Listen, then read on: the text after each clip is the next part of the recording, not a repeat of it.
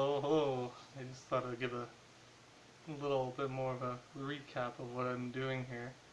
So I'm rebuilding a bike. I always like watching all these YouTube videos of people doing cars, but I don't have the space to get a beater car and try and fix it up. So here I am in my apartment, in my hallway. Is the biggest thing I can do is a bicycle. So I've bought bicycles in the past, and I try not to spend more than $20 on a bicycle, and you can find great mountain bikes and usable, really good bikes that would be like $150 if you went to buy them brand new. So this time I figured I'd get something that would be nice to quote restore. So I was bored one day and I saw on Kijiji somebody was selling this kind of bike, so I did a quick search and came up that it was a Norco.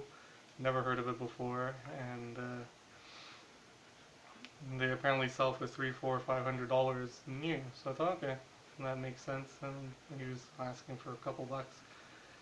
So now going through it, the fork was frozen. I've never had that happen where the front fork doesn't come out. I've had a seat be stuck like that before, but never a front fork. So cutting that off kind of sucks because now I have to replace the stem, which I'm trying to look for.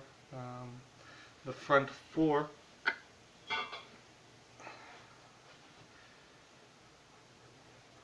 off the bike, I bent it pretty good trying to get it out, and then it's also cracked now from the pieces still jammed in there. So the other day I went to a local used bike place, and they didn't have a lot of parts, but I lucked out and I found one exactly the same, pretty much identical. So you see the fork length, pretty much the same, and then this part here, pretty much identical. The threads the same, so hopefully this will work. I have to transfer the little bottom part over. This was only $5. Can't go wrong. But the original plan was I'd take it apart, clean it up, spray paint it, and put it back together. But it's already way more than that. The whole putting the YouTube videos up is a whole new other thing. It makes you realize how much other YouTubers' effort is going into them. I'm just using my budget cell phone and having fun with the video. It only can do X amount of minutes before it stops, and then even transferring over files on my computer and trying to edit them, yeah, that's why I'm slowly figuring it out. But thanks for watching. Another picture of the spray painted bike there. Get a better view. I don't think I mentioned the spray paints. I used satin black there and also satin clear spray paint. Worked great. Here we are now with the seat post. So I started cleaning it up with the steel wool and brushed off as much, and that's what it looks like after that. So hopefully it'll clean up a bit better. Then I went over to 150 grit sandpaper, started cleaning up even nicer. Moved on, I think it was 400 grit, and then going ahead to the 800, and I even tried 2000 before I started polishing it, and it came out really nice once I started polishing it. And next I just did the little seat post clamp. That's already, I think it's 400, 800 grit sanded there and then polished. And the polish is amazing. I never used the polish before, and it's the mother's. It's crazy how addictive polishing can be. Highly recommended you try it.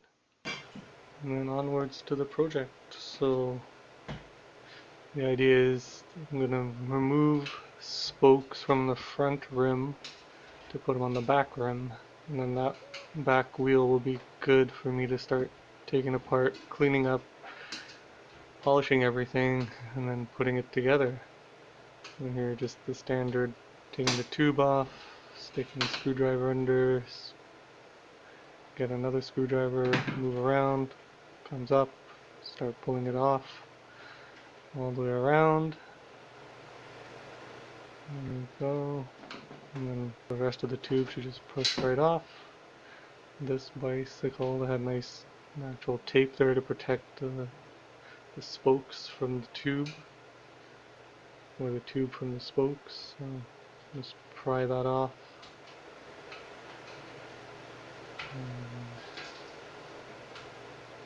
And there we go. That just comes off. And there's a lot of oxidation on the rim here. So start it off with the screwdriver. And I put some locking pliers on the actual spoke to keep the spoke in place. And then it's just, yeah, a matter of just unscrewing the spokes. And ended up spraying the PB blaster, and that made it all go through a lot easier.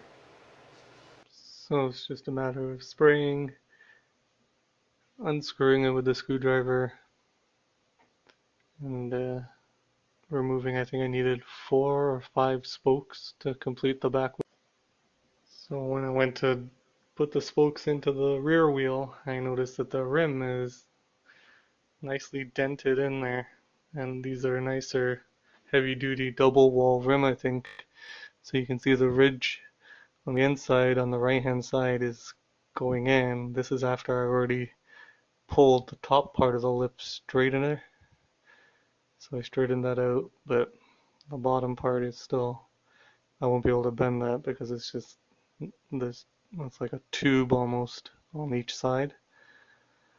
So to try and pull that away, I don't have anything to give me that kind of pull. So that means I get to replace the rim. So that's another thing added to the list. So back to the used bike places, I'm going to check out another one and see what they have, because this isn't just a normally there's no ridges on the inside. You can see the 2 tubes on the inside of metal. Normally on the cheaper wheels, I guess, or the basic wheel, it's just a normal one wall, but this is the thicker, it's nice, and I think it's an aluminum wheel, and so that's another thing added to the list. So onwards and upwards. Thanks for watching.